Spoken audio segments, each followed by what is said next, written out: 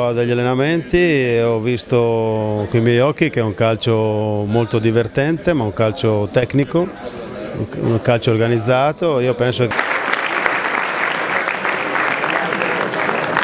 Damiano Tommasi.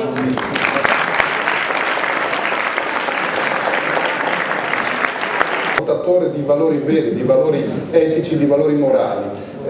Purtroppo le cronache spesso hanno valori positivi. I valori positivi. Bellissima ragazza.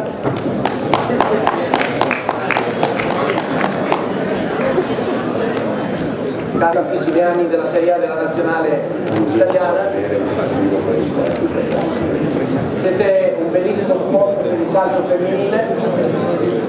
Katia? Chi comincia? Parla lei. Allora, una bella soddisfazione.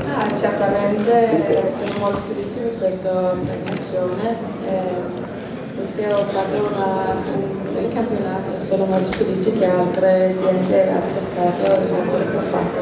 Senti come ti fatta sofferenza? Voi? Siamo stati sfortunati, alla fine abbiamo preso gol però.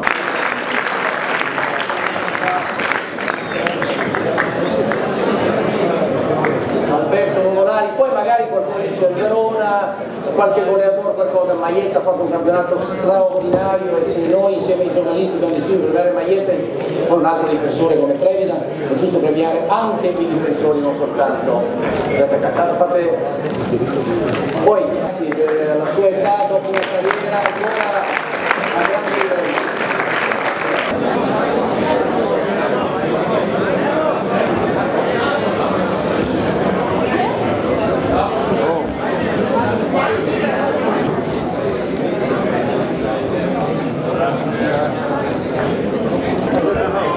Stefania Orstrom, oggi a Vicenza per un premio speciale, sei contenta di questo premio?